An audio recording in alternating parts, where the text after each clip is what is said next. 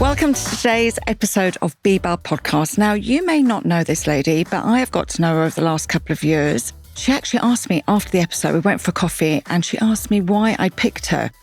And my answer to her is when she walks into a room, she brings a lot of light, and I'm really drawn to her.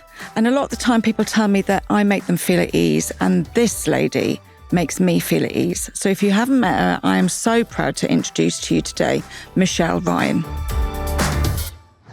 One thing I've noticed about women when they start business is they can be pretty bold. But when it comes to spending money, they just want it to be quick and easy. You only need one business account for your finances, and that's where Revolut Business comes in. Keep everything calm and tidy so you don't have to overthink every tap and transaction you make. You can sort your team out with virtual cards, you can set limits and automate your accounting by integrating your software. That way, you're not dealing with any mystery charges, you're not searching for receipts or digging through emails. You've got real-time notifications, tidy budgets, and way less admin. And guys, loads of people are doing this already. Over 20,000 people sign up monthly to Revolut Business and have full control of their spending. But the best bit is, you can too. BeBelle listeners get €200 welcome bonus if you sign up at www.revolut.com/RB/BeBelle. So if you're building something amazing, which I know you are, then you want to control your finances from day one. And so Revolut can help you with that. The offer is valid to all new business customers in Ireland. Sign up before September 30th, 2025 and add money to your account to get your bonus. T's and C's apply.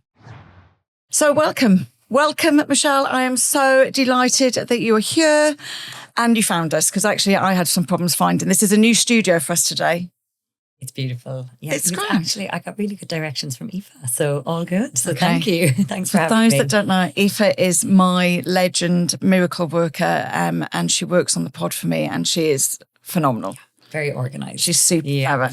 I always talk about personality types, do you know what I mean? And like blues are very analytical, reds, drivers, yellows, fun, joy, and green nurturers. And Aoife 100% is a blue green, and I have no blue in me.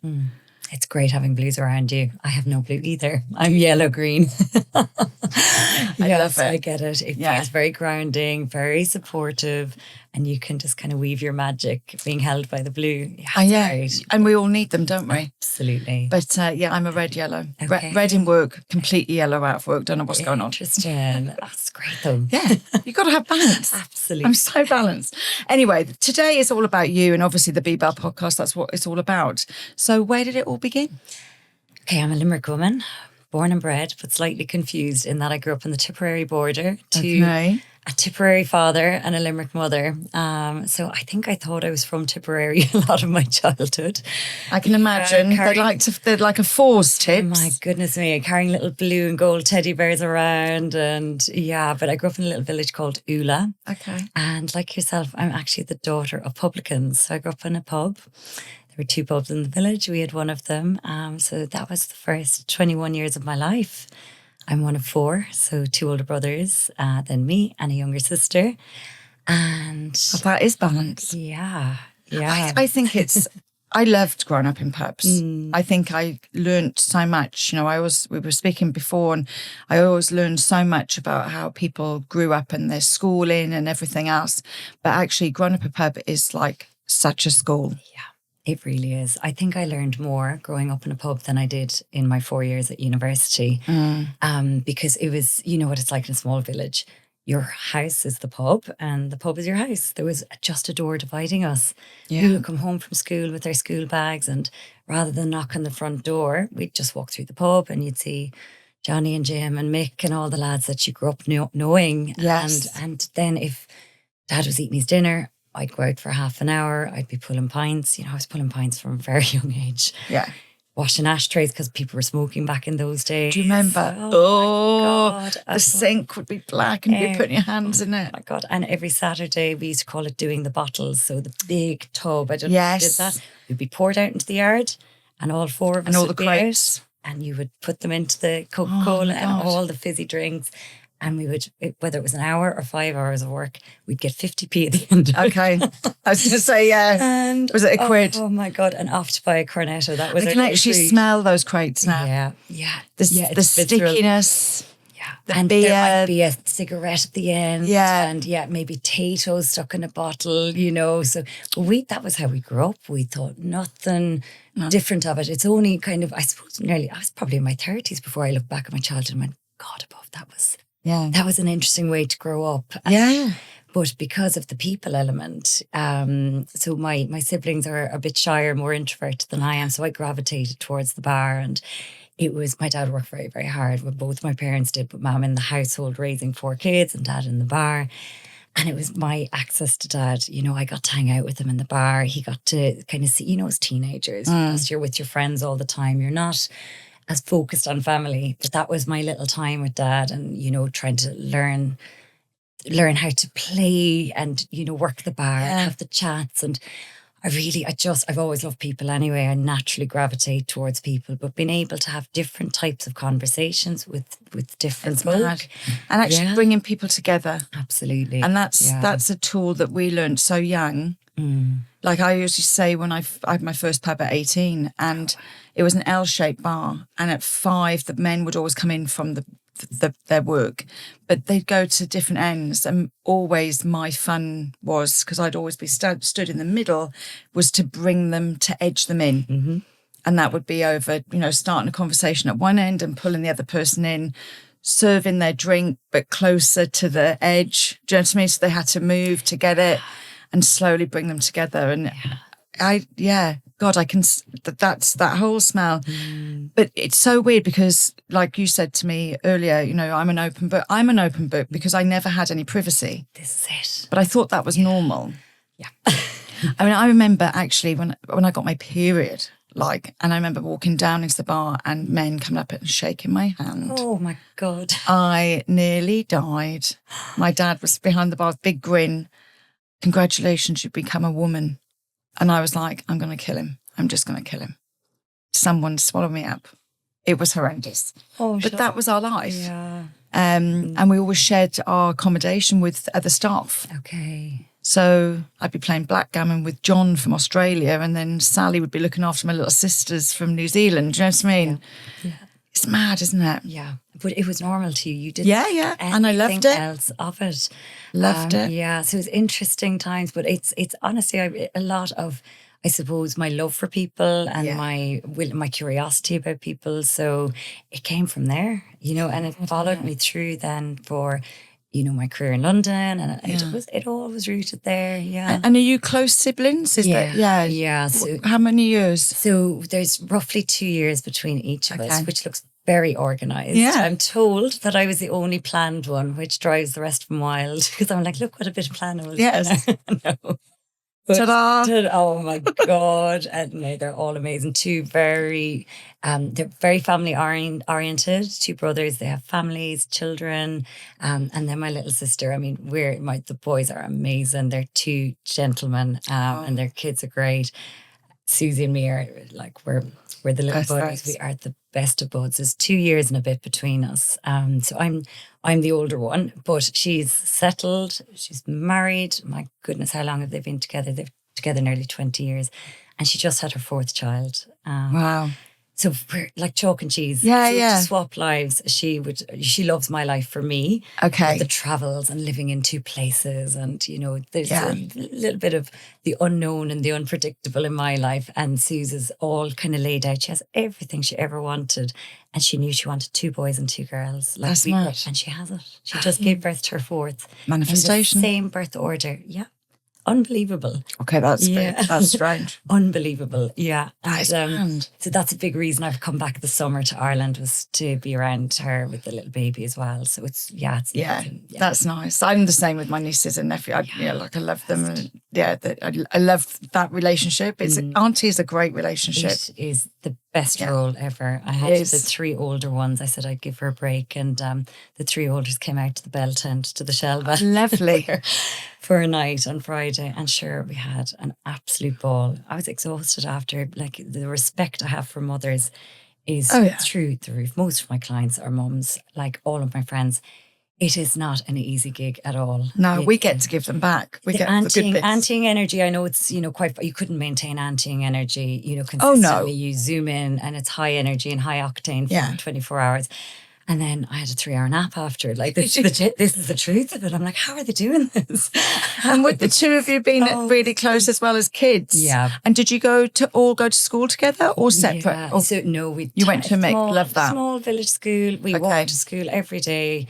It was probably 3 minutes. I was still managed to be late every day. Amazing. About 3 minutes down the road. Our village was small, and we would walk together. Yeah. So 2 years. So we were very close as small kids. Yeah. And then as teenagers, 2 years may as well be 10. When you're 14, but your little sister's 12. Oh, yeah. And your parents say, will you take her out there? She just wants to hang out. But you're transitioning. She's still kind of with Barbies and you're like trying to be cool and make friends and you're trying to be a teenager. So that 2-year gap, felt huge at that point. So during the teenage years, just kind of drifted.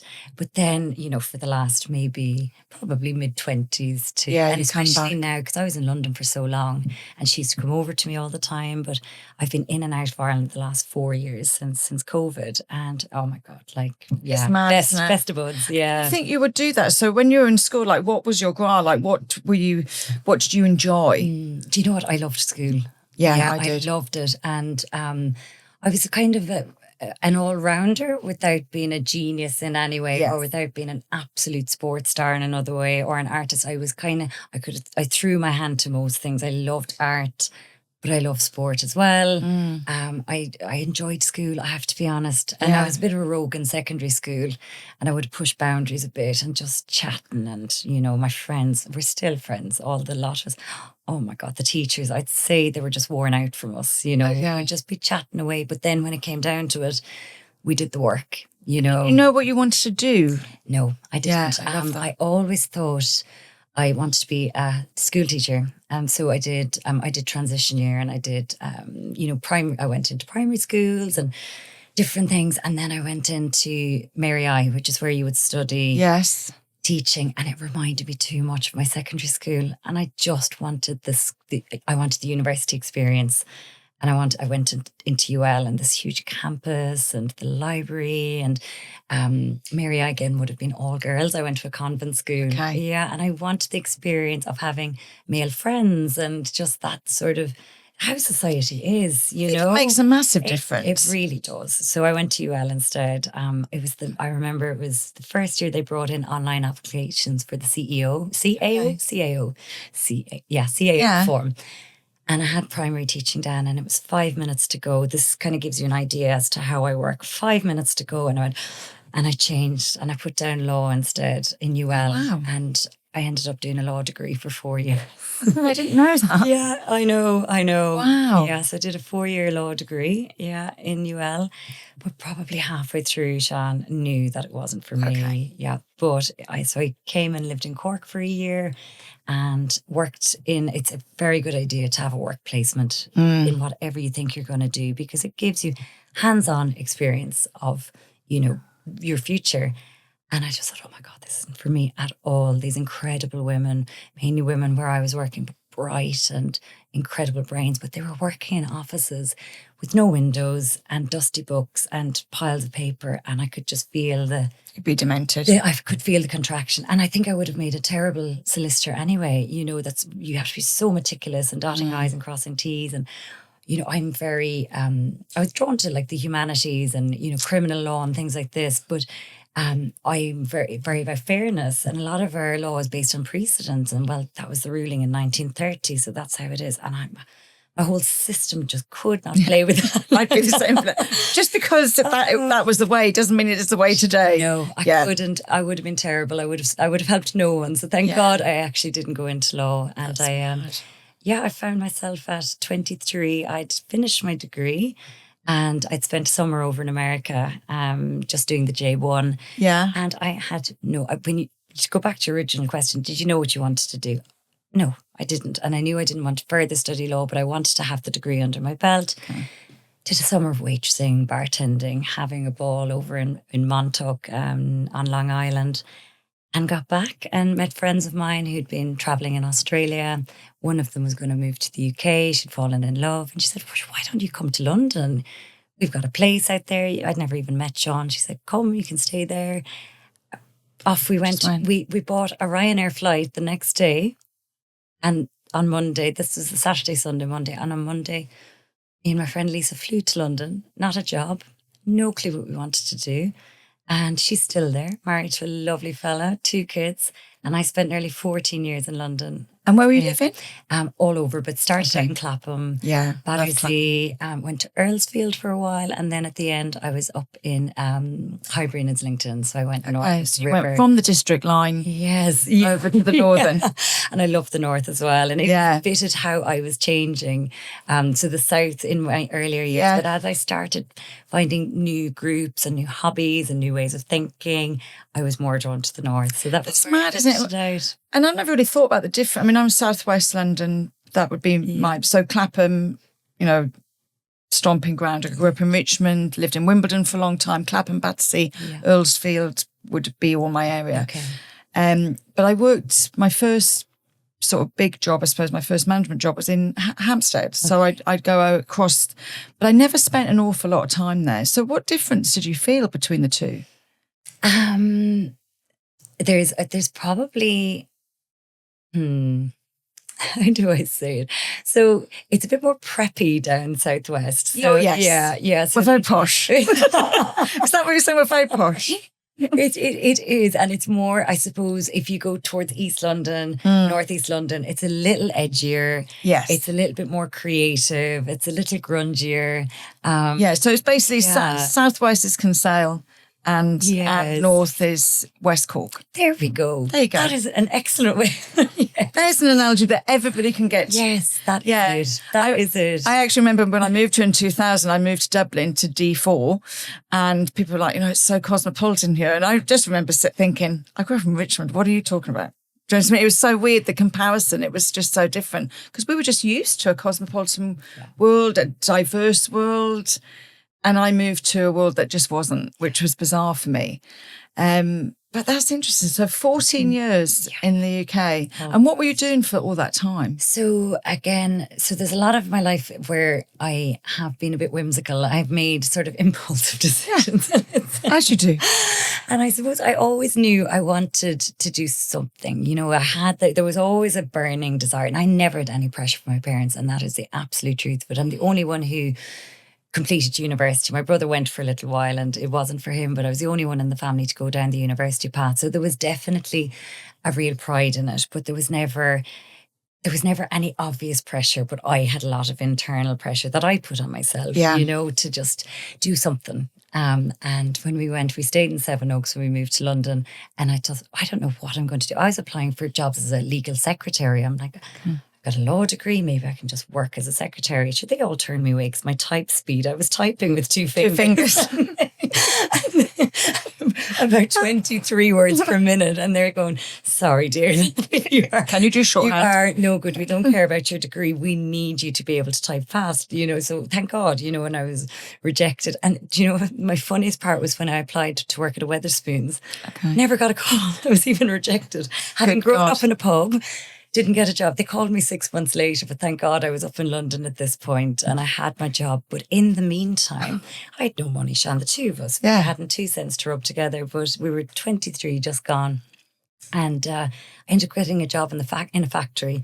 And I was packing envelopes for 12 hours a day, just, what would you call it? Junk mail. Yes. Just flyers. I was folding flyers in thirds and putting them in envelopes. I'm sure they have machines to do it now. They do. But in 2006, they didn't. As a communication, definitely have one. Our lovely friend Jenny Johnson would have sorted you out.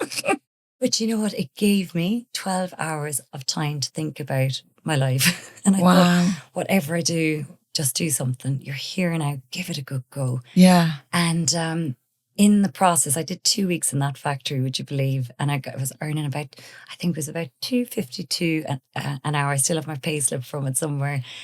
And I ended up applying. I saw this job online, graduate headhunter. And the way it was framed is, are you competitive? Did you play sport? Are you hardworking? do you like people? And I was kind of like a nodding dog. Yes, yes, yes, yes. Because I've loved working. Love work. Always, always, always. Yeah. Having grown up in a pub, I always embraced working. I loved earning the couple of quid, just the act of work, and even without the money part, I just always thrived in it. And I thought, geez, this sounds great. I hadn't a clue what a headhunter was. I didn't even Google it. The rest of it just sounded great. And I applied. And the next day they rang me and asked me why I wanted to be a headhunter. And God knows what the answer was. But they got me into an interview process. And in the end, they actually hired me internally. I got a couple of offers with clients of theirs. And I was out interviewing all around London, putting my suit and heels on. And again, no Google Maps back in 2006. I had printed maps and all my instructions from the dial-up internet. I feel like 100 describing this, but it was different times, nearly 20 years ago. Yellow pages. Oh my God. And off around London doing these interviews in these huge corporate offices, these award-winning companies. In the end, I ended up getting an offer from this tiny agency who were recruitment for recruitment. So they recruited for other recruitment companies. The most inception thing you've ever heard in your life. And I thought, how on earth does this even exist? Why would a recruitment agency need another recruitment agency to do their work for them? But it was an industry within the industry. And I loved the guys. They were fun, and their office was a small little office. The carpet was peeling, but again, that gut instinct, I was like, this is more me than the big city office. But I joined that small sort of family business. But they were good, but they were great guys, but they didn't really have the hunger to grow it. Okay. And I came in then all excited about London, loads of hunger. And sure, I didn't have a penny, so I worked so hard. Yes. And where were they based? They were over in Fulham. Oh, lovely. Yeah, so my first place was over in Parsons Green. So gorgeous. That's where we had our first office, so not in the city, but then we eventually moved into the city. So in the time then, they gave me opportunities to grow and develop a team and move into different areas. And we set up a Manchester office. So I had like 13 and a half years just growing a business for them, but in the safety that it was their business. But I got to kind of test out, how to be a leader, how not to be a leader, how to grow a team, how to support a team. It was sales, business development. And I was very much a woman in a man's world. So I was a director for the last, must have been 4 or 5 years. Very few female directors. And maybe it's changed in the last 4 years since I left, but in that industry, very male dominant. Yeah. So I learned a lot. My God. I love that. I had a boss once who used to always say to me, like I'd be saying, I'm going to work for myself. And he'd say, give it another year, make your mistakes with other people's money. Absolutely. Yeah. Now I watch other people making mistakes with mine. I'm like, hang on a minute. No. But I like a little bit of it. Yeah. It has to happen. You're also making money for another 100%. Person for a long time. So it's the flow, the ebb and flow of that you understand that, yes, you could be making them millions and but you're also, they're carrying the risk, So that's but the thing is though, you understand that. And I think you understand that because your mum and dad had their own business. So the behind the scenes as well. Someone that doesn't understand being on the other side of it doesn't always get that. Yeah. You have to have lived it, I think, to really understand the stress of it. Because I'm sure you get people all the time say, well, I'm doing this and, they're making loads of money. And you're like, no, they're making loads of, do you know the outgoings? So what do you mean? Well, how much do they pay in rent? What's their electricity bill? But they only see what's going in. Absolutely. So it's really interesting. But that's an amazing business. And I was kind of a bit like you, I suppose. I loved to grow business. Yeah. So when I worked for Whitbread and David Lloyd, I stayed with them a long time, but always in a growth element. Yes. And it's exciting, isn't it? It's so exciting. And I just, again, we had a sort of a graduate model, a grassroots model. So we brought people in straight from school, straight from university. And sometimes, I've hired people with 5 GCSEs and they're now directors out in New York, because there was something. I hired I was having a chat with a client last week and we're talking about gifts. And I said, do you know what? I'm not actually sure what my particular gift is. But I feel like the one thing I will own as a gift is seeing other people's. I can spot potential in other people, whether that's just that light in the eye or that the energy around things. And you just think, you know what, with the right support or training or guidance, this person could go far. And that was what made me good, I think, in London, was to see other people and to champion them, to get them. So we brought people up through the ranks then that became managers and team leaders themselves. So very, very satisfying. And you learn so much, but not always easy. There's huge churn in recruitment. And then when people did leave for whatever reason, to try not take it personally, but to learn from it, to grow and to move on again, it makes you very resilient being in an industry like it's huge. So like for you then, at what point did you feel in your gut that it was time to move and grow? My goodness, there's short and long versions of this, but I 2016. Yes. So I eventually left in February 2020, but 2016 I had a wobble. I had everything on paper. I had my big London job and great salary and the team and all the rest. And there was a lot going on sort of globally at the time. But that was when it's like I went to bed one night and I woke up and I had perspective, and I went for, I speak to clients about this as well. There's ignorance is bliss, and that me in my 20s, eat, sleep, rape, repeat. What? Hey. Yeah. And then there's bliss and bliss. Yes. Bliss is bliss. And these are your monks, your sages, your teachers' guides. And then it was like I was moving out of blissful ignorance. And I was just in the, excuse my swearing, but the shitty middle, I call it the beautiful middle now. But all of a sudden I was very aware of how I was spending my time and the pressures of work. And I thought, what am I doing? Do I want to be here? Do I want to be in this office? I have everything I want on paper, but this isn't. It's not feeling right. So good, yeah. Long and short, I ended up getting a coach at the time because I wasn't ready to walk away, but there was an energy, there was something happening. And he was a business coach. He'd previously worked in recruitment, but he'd gone on his own sort of spiritual journey. And that was where I was at. All of a sudden, I was just waking up a bit. It's the only way to describe it without sounding too dramatic. And we worked together for maybe 12 weeks. And it was the first time I'd realized in 10 years that I'd offloaded on anyone else. As the director of the business, I had to always be strong. I had to always keep a brave face. I had 2 male co-directors who were founders. So I never went to them if I had a problem because I had to be strong. I was the one who had to earn my place. So I just was holding and shock absorbing everything, at a financial, an emotional, a strategic level for the business. I didn't, and there was none of my, I suppose, friends at home. They were so open to listening, but I suppose they didn't know what the experience of running a big team. I might have had 20 people in my team at that point, and all of a sudden I had someone who was listening and understood. And I think, oh my goodness, I cried for the first time in years, Sian. And I haven't stopped since. I now can cry really easily, but I just lost my cry. I'd become so desensitized. I was a bit of a badass. I'm not going to lie. I had to be tough. Yes. But that actually wasn't me at my essence. It was a mask I could wear and it was a character I could play and I did it well, but it wasn't me at my essence. And then I started kind of to strip back the layers and take off the mask. I thought, oh my God. And I started reconnecting with it. I was so sensitive growing up, but lost it along the way. And then it all started coming back in and I started remembering the truth of who I was. And then I thought, we'll have to leave the job. We'll have to leave London. What's this all about? But I actually managed to find a way, thank God, to integrate it together. I'm like, no, this isn't about just pulling the plug on this. This is about doing this differently. How can I do leadership from this perspective, more compassionately, more lovingly to myself and to others, expressing my boundaries? I always felt like a bit of a fraud. I couldn't believe I was getting paid to do a job where I got to chat to people.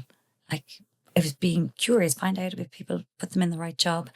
I always thought, God, how am I getting away with this, Yeah. So because of that, I would take on extra work more and more and more. So it comes from a place of lack, really, of self-worth, but I didn't understand it. But guilt, I think, as well. Yeah, the whole lot. And then you start seeing this. And I remember speaking to the guys saying, guys, I cannot be a billing consultant and run a team of 20. Can I remove this part of my role? And they said, absolutely no problem. After years of suffering. And I thought, my God, I'm not asking for what I want. I'm saying yes to what I don't want. And then I'm managing from a place of fear and stress and overwhelm. How would it be if I managed from a place of spaciousness and calm and trust and growth. So for the last 4 years of my career, I started finding breath work and yoga and boundaries, the best, the best wellness Boundaries, a tool of difficult one, all, yeah. saying the word no. And it transformed me and it Yeah. transformed the business. We were more successful in those 4 years. I would bring my team to morning raves and we would celebrate Brilliant. that. We started bringing like sports days because our culture was very much bring them to the pub if they hit a target, you know, and Yeah. we started changing the culture. We started bringing yoga into the office. We started encouraging people to go and take their lunch. You know, there was shame in taking your lunch.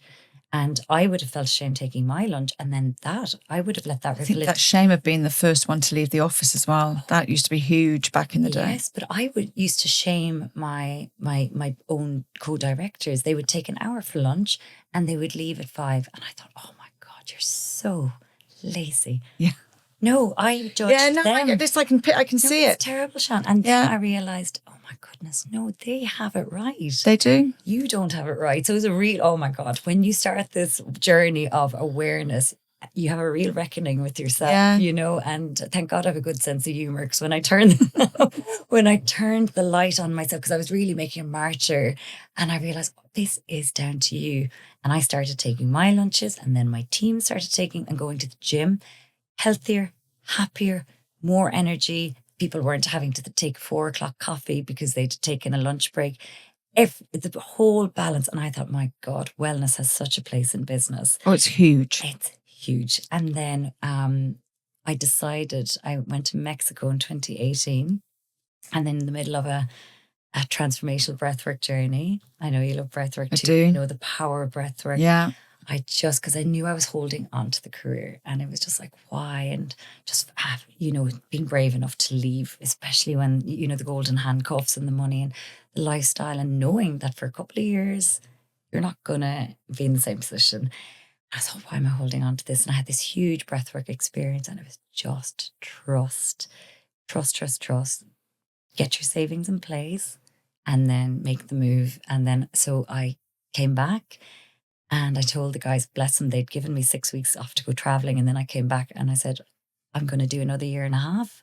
And I'm going to get everyone set up.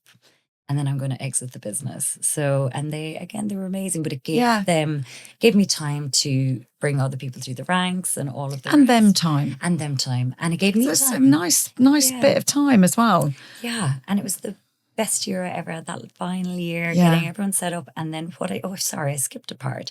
After I received the coaching, I then trained to be a coach. So he became my mentor. Amazing. And I used that coaching in-house with the team. And in the last year, because I was coming off all the sales, I was taking my thumbprint and allowing the others to do the client management. So that when I left, they had those relationships sorted. Yes. So I was just doing coaching. I was coaching all the team. And it's mad, isn't it? Because, you know, I've had a couple of amazing coaches on the pod. I'm a qualified coach as well. And I think there's such a place for it in all of our lives. People that don't understand it, I think, you know, like it's like the law of attraction.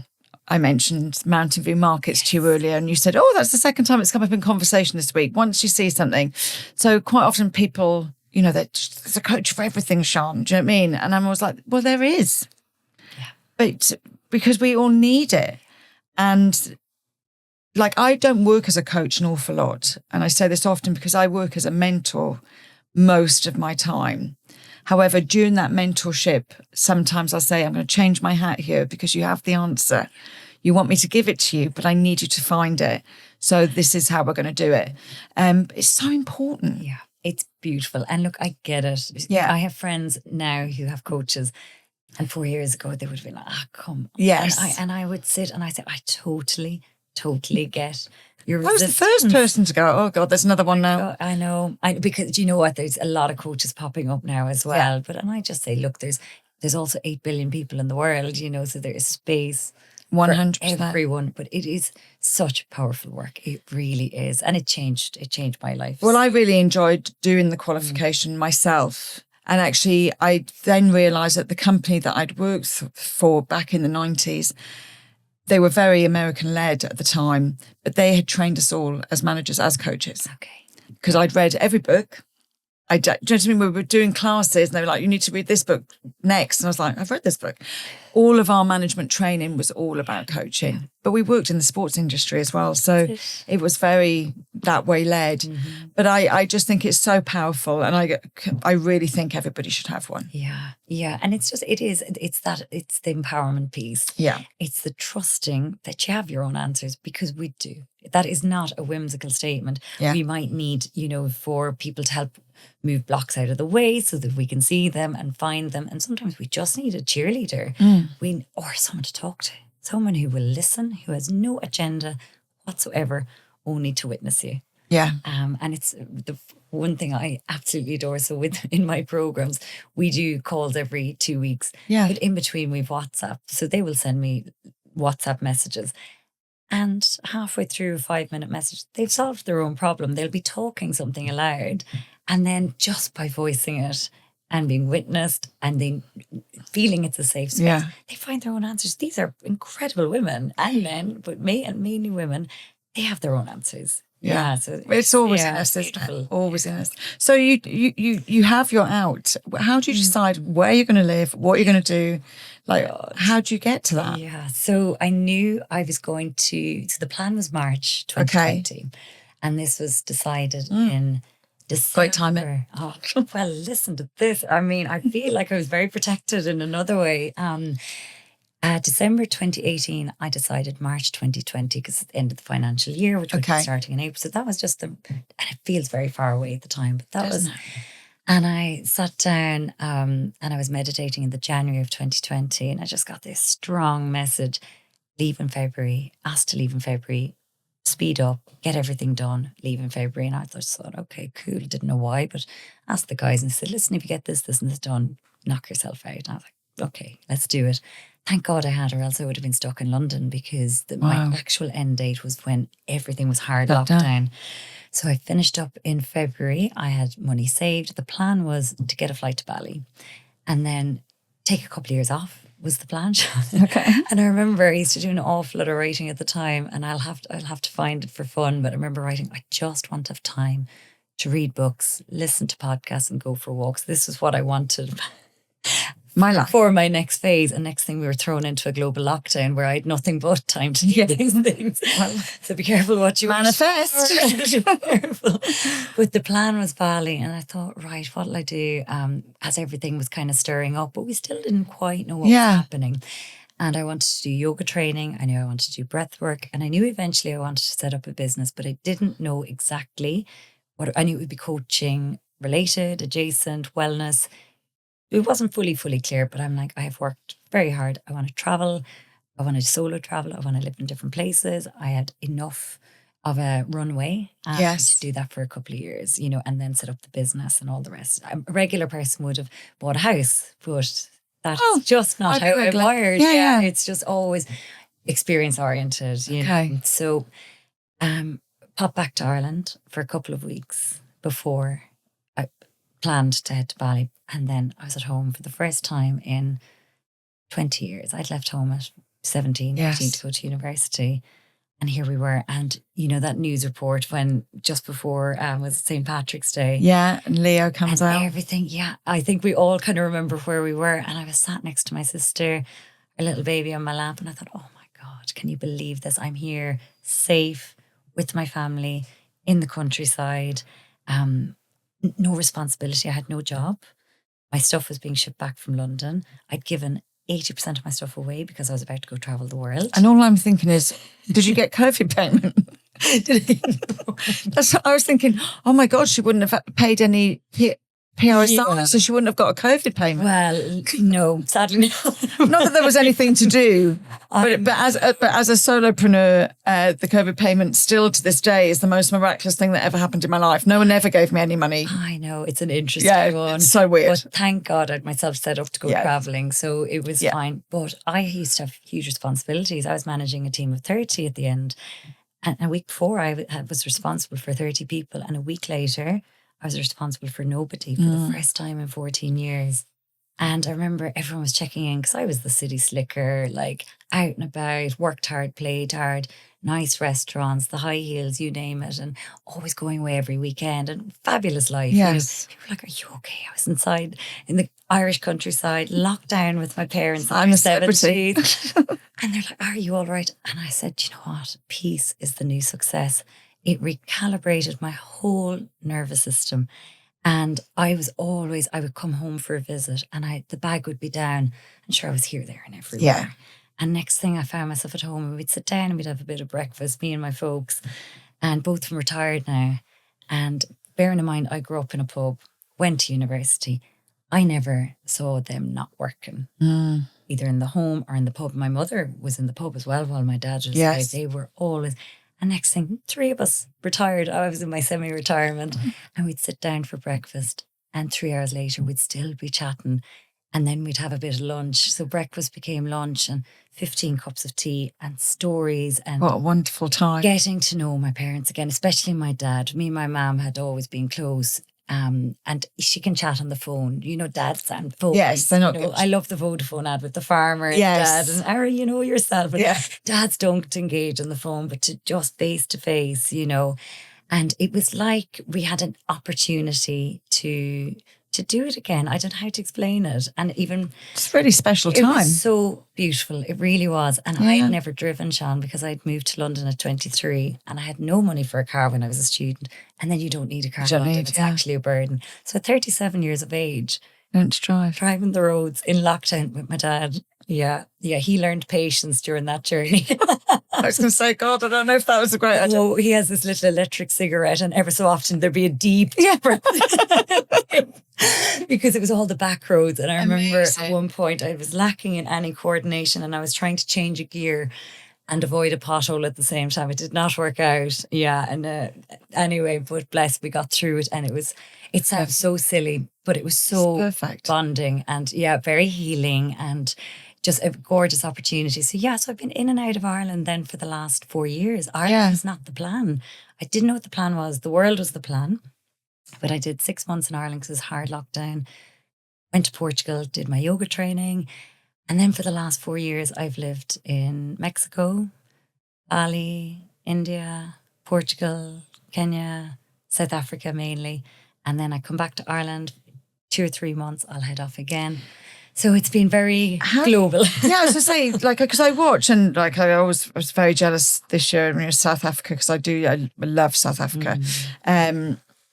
But how do you do it? Where's your base? How do you do it? Oh God, look, it's not always easy. I don't have a permanent. Well, it's unfair to say. So the Shell Bell, is in a beautiful little meadow, and that's in County Limerick, and that's where my family home is. Okay, so that's where when I'm back, that's where I run the business from. That's where I base myself because I'm usually back just 2 or 3 months at a time. Yes, so all of my stuff is stored there. Lovely. Which is probably more than I still want to have. I need to do another purge of things again, And then in South Africa, I've got a place that I rent out there. So I'll go back in October, end of October, and I'll stay there another 6 months. So I've got some stuff in storage. So it is not straightforward, Sean. Okay. It's one of those things people say, oh, you're living the dream, and I love this for me. But my God, it is, if someone had to step into it, for the wrong person, so it'd be quite anxiety. So you rent your place in South Africa when you're not there, and then you hold it. And where is that? So I rent a place. Oh, I you don't rent own a place. Yeah. So I rent a place. Yes. So in between, bless it, she keeps it open for me. They use it themselves a little bit. So I just put my stuff in storage, and then I'll go back out there and I'll do another 6 months.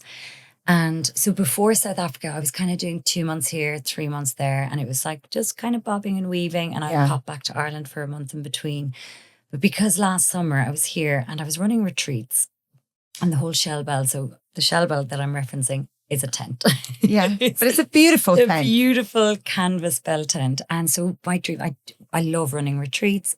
Further down the line, when I grow up and I know where I want to live, I would love a retreat space. I would love a retreat space next to the ocean. But, there's a gap between, where you want to be and where you are. And we can suffer in between, or you make a plan. Yeah. And I'm like, right, let me see what I can do in the meantime.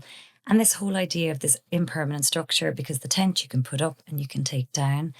it just emerged last summer, and I said to them, would you mind if I use the meadow? And they are just sham. When I say these people, Yeah. they said, not a bother. Sure, what's it being used for? It's like an old farm. Yes. And I set up the tent down there.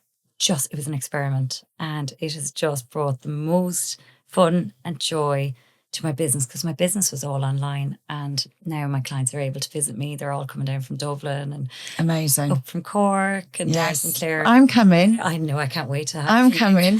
I am very excited. We were talking about this before, actually. So something happened on that day. I've been trying to sell my apartment. Still hasn't gone through. It should have gone through months ago, whatever. But they bought my furniture that day. And then I went onto your social and I saw, and you said to me, oh, I was just about to close it. So it was really meant to be. And so, yeah, I'll be coming down. So actually, by the time this goes out, I probably have been. So I'm very excited. But yeah, it's just, even looking at it, it just looks like a safe, special place. Thank you. It feels it. And I can't wait to bring you down. So there is a group of, I suppose I should give a little bit of context. Yeah. I am a holistic business coach. So I look after and work with leaders, with business founders, business owners, entrepreneurs, but I do it holistically. So I bring in coaching online, but then there's like the retreat side of it. And I now have an in-person element. When I come back to Ireland, I meet my clients. They come down individually to the Shellbell. They have a 3 to 4 hour session with me. And it is so deep and so beautiful. And there's breath work and coaching and dancing and tea and you name it. It is, and in that gorgeous space as well, there's something about the softness and being in nature and butterflies flying by. And it all sounds a bit whimsical, but it allows you to soften. And when you soften, you can move into a place of vulnerability and trust. And for me, I never have an agenda, but all I want to do is not make you do anything. But I want to help you to feel safe. And then you can move to a different, quite a deep place in the breath work, but even in the coaching journey. And because I hadn't set up an outdoor bathroom system, I wasn't able to invite groups last year, and it was all last minute. So I only did it for 6 weeks. But this year I thought, I want to bring groups together. My business is really changing. I'm just so drawn to in person right now. And I'm so drawn to bringing groups together. And so I've got the first group coming on the 8th of August, and you're a part of that. And you were the number 10. I was going to just do 8. Yeah. And then actually Jenny, the beautiful Jenny's joining. And then I thought I'll have to balance the numbers. But I knew someone was going to show up. So I said, look, I'll close it officially. 3 minutes before I closed it, you popped up. So yeah, you're number 10. And I think I paid within 3 minutes. And you went, oh my God, that was so quick. I was like, no, when I make a decision. I've never in my life, no, that was very impressive. Yeah. So there's some beautiful women gathering. And the theme it's called the Joy Portal. So it's on the 8-8 portal, which is, cosmically, quite significant. But for me, I'm very, very joy oriented. So I have a couple of things I say, but we don't have to be serious business people to be serious business people. You can be light and joyful and playful and childlike, not childish, but childlike. And you can still be exceptional in your business. And you'll see that when you meet the women. And I won't give any names, but you'll if it's not fun, I say it all the time to people, if it's not fun, I think you should just sort of not do it. Yeah. Are you enjoying it? You know? So it's very play oriented, and it's, healing can be deep without being heavy. So that's again how I hold people, because, when they come for my type of coaching, we're not just looking at business outcomes. We're looking at why you want them.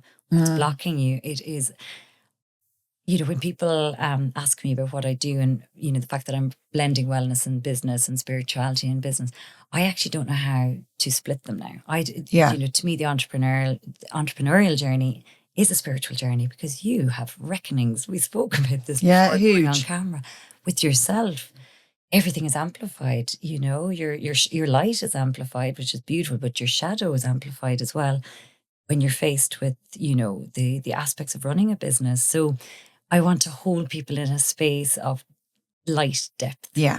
It sounds slightly paradoxical, but no, for me, it makes complete sense, because obviously, although I have a couple of businesses, 2 of them are in the wellness space, and I've been in that space since 97. I think, when we talked earlier, we were saying, for me, it's about space as well. Like we don't realise how much space we have in Ireland. Like we have so much space, and you know that even that feeling of space and if I feel like I've got a lot of space, for me, it's creation and opportunity. Whereas I get off a flight at Heathrow and I feel like someone wants to piggyback me, I don't feel the space, and so then I protect my space. So to be able to have the freedom to see opportunity all around you doesn't happen in every country. We're really, really very lucky here. Yeah. We don't realise it until we see others. Yeah. I was only speaking about it to somebody else this morning. I see opportunity everywhere I go because everywhere there's a space to be filled. Yes. Do you know what? That's a very good way of looking at it. Doing business in Ireland, because again, I didn't know I was going to be here. It is just unbelievable. It's unbelievable. Like I joke, and I'm not trying to downplay it because it is magical, but I'm like, it's a tent in a field, lads. Yeah. Like it is a tent in a field that wasn't being used, and now it's a business, it's a space, it's a retreat space. But you could have gone, well, I can't do that this year because I haven't got a toilet. Yeah. Oh, I can't do it this year because I haven't got the right bunting for the bell tent. That's what I hear all the time. I'm like, just do it. Just do it. Just do it. Go for it, honestly. And there's it's fine for individuals because they can use the toilet in the house. But halfway through the process, I'll say we can walk back to the house, and because the bell tent is, you'll see it when you come down. I've had CEOs, multimillionaire, I love it, having bushwees. They're like, do you know what? I'll go back to my youth, and they're roaring laughing. Only if there's a dock leaf. Fabulous, glamorous. No, I swear, and it is so funny, because it is this kind of humbling experience. But I am on project toilet at the moment. So I did see that, girl. I did see that. But no, I love it. So that's going to be there by the group retreat. You're glad to know. What's next? So really, at the moment, I don't think too far ahead. Yeah, I'll have to be honest. I know. I get a sense of where I want to go with things, but I'm never planning. I know there's the group right now that's very much, I go where my energy leads me. Yeah. And if something stops being energized, like it will just shut down in my body. I cannot force myself to do anything these days. Okay. If it's not aligned. Yeah. So I speak to clients about it and friends. I say, this is the inconvenient truth of awareness. Because you can't lie to yourself anymore. And if something comes my way, even if it's an incredible opportunity, and the body's saying no, I'm like, I cannot believe it, but I'm going to have to turn that down. And I will turn it down now, whereas I wouldn't before. So it's just like very just following the energy. And right now it's bringing the groups together. So there's going to be 4 retreats that I'm going to have in February, August and September before I go back to Cape Town. And the immediate, project is Project Outdoor Toilet. And I'm also bringing something very beautiful to Ireland called Secret Sunrise. Okay. Have you heard of Secret Sunrise? I can picture it, but I can't remember what it is. So it started in Cape Town. Okay. So have you ever had a silent disco experience? Oh, yes. Okay. Oh, yes. So on the outside, it looks like silent disco. You've got the headsets, you've got people dancing. Silent disco, you have 2 channels, usually with quite opposing music. So yes. It's hilarious to look at someone, grooving to jazz socks versus, some house music. But Secret Sunrise actually is it's about joy activation. Okay. And it's a journey. So it brings you much like a breathwork journey where you have your beginning, your arc, your peak, and then you're coming out. So it moves energy, it moves emotions, it gives it's such a beautiful healing experience, but held through dance, movement, often at sunrise or sunset. Amazing. In nature, next to the ocean. In Cape Town, they do it on the beach.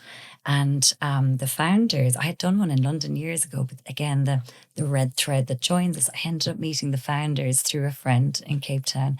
Most wonderful people. And I trained with them. Amazing. And there's a lovely guy, Andrew, who's based in Cork, actually. Yeah. He's also trained with them. So we're going to activate Secret Sunrise, and I'm going to bring it Brilliant. to my retreat. So you will experience it. Amazing. On the 8th. So that's going to be part of the journey. But I've got equipment being sent to me. So that's going to be another aspect. And that's going to be maybe going into businesses, going into corporates, instead of having it maybe a yoga class. You would have this instead. And it is really about just raising energy, moving energy through the body, moving stagnancy, connecting with your team, connecting with yourself. It is so Beautiful. So that's been brought into Sounds business as amazing. well. So just lightness. And I never want, I suppose, my business to seem too whimsical just because it's playful, because we do deep, deep work, you know, and it's all about helping people to propel their business forward, but just bringing it out of the boardroom, you know. Yeah. You can expand in such soft ways and playful ways, and then bring clarity to the boardroom. It's finding what works for you, I think, as well. Like, and I think they have to experience first. You know, it always starts from the top. Yeah. So I'm so glad to hear that those people are coming to you, because that's the only way for it to trickle down. But that's amazing. Oh, I'm excited. I'm excited. So we're going to finish. We always finish with a question from the predecessor, and I actually can't remember who I interviewed next. So you can read that one out, and I'm going to get you to answer it. Okay, so the question is, what do you dislike about yourself? Personality trait. Oh, goodness, that's an interesting one, isn't it? Trying to think of my own.